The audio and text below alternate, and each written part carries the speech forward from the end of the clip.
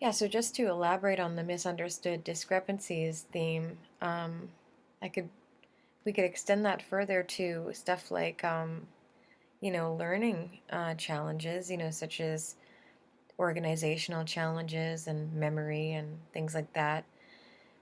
Someone that appears to be quite, bright and strong in certain areas, especially in academics and whatnot. People are not so understanding when somebody like that is forgetful or, you know, really struggles with keeping their house clean, with organization.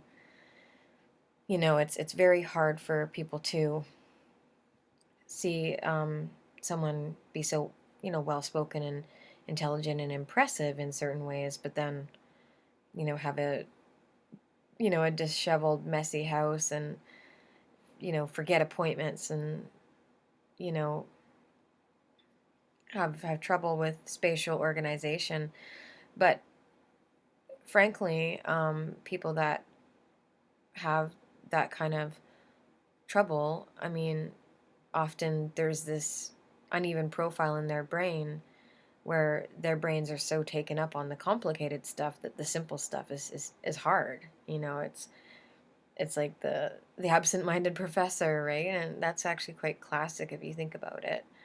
But all the way back in time, you think of the profile of the absent-minded professor and somebody having a really hard time with basic, day-to-day tasks, everyday life, and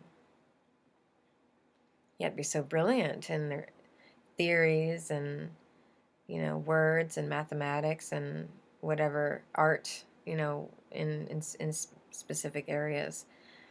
But again, it's actually pretty common, and it might be that you could almost think of it like that the brain is, so much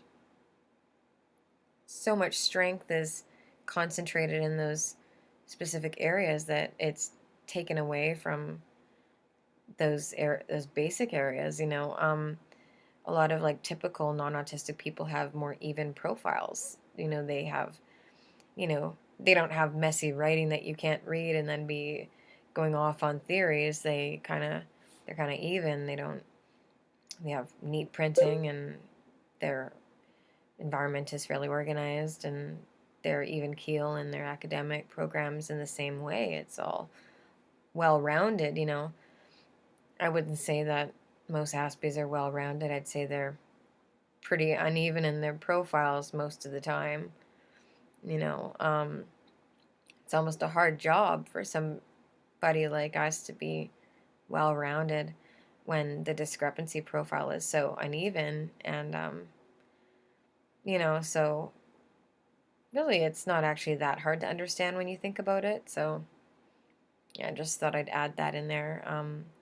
And even when it comes down to learning difficulties like being brilliant but having a hard time with, reading, some of us have, kind of like reading disabilities where we could be brilliant at math and patterns and design and have a really difficult time, and have to read slower. Some of us are great readers and we read really quickly, but might have a hard time with spoken language or, um, you know, I find that a lot of Aspies that are really strong with words and reading and whatnot kind of struggle more with mathematics and kind of have like what you call dyscalculia, which doesn't actually mean that you're bad at math, but it's really hard to learn math when you're to have dyscalculia because it's like having dyslexia but with numbers.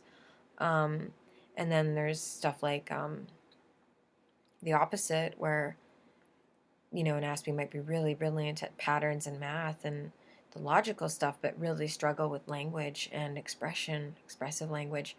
And then there's people that are kind of in the middle. Like I'm kind of in the middle. I try really hard with the writing and I work really hard at it, but it doesn't come as natural to me as sort of patterns and design and, you know, um, I wouldn't say I'm like amazing at math, but I'm pretty good at math. I'm decent at it. I haven't, gone to advanced levels in math, but I like science and I'm interested in health and biology and whatnot, and I have a pretty good, I mean, with my own health, I've been able to sort of, I'm not going to get into it, but, you know,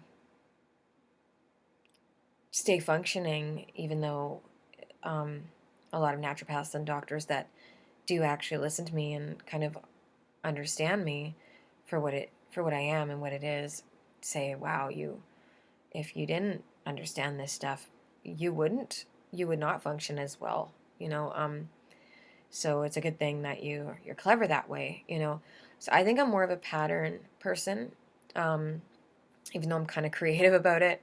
I'm not the fastest reader. I read for information. I like diagrams and like information. I like to read articles and stuff, but I'm not exactly the hugest fan of reading like a novel start to finish. Some Aspies are super strong that way. They read very, very quickly. One of my best friends, she's just an amazing linguist, you know, and I'm unreal with words. She edited my books. But she really struggles with math, like big time, big time. And so everybody's different with their unevenness, with their discrepancies and their profiles. I'm kind of a hybrid that way. I kind of have some strength with language and then areas of weakness with language. I know when Tanya was editing my books, she was like really getting frustrated with my some of my punctuation and grammar and stuff. So I wouldn't say I'm, you know, an English honors student or anything. Although I think I can be verbose in my own way and, you know, articulate in my own way. It's more from the creative side of things and the patterny side of things. So I would never go into English in school. Like, no way. I'm not happening for me. Um, but yeah, it's interesting that way. And then you get the real extremes, right? Like I said, the real mathematician types that are really strong with the engineering and math and computers and really struggle with the language, you know. So it's interesting, but the point is when people observe us in our strong areas, they have a really hard time believing we could have such weakness in other areas.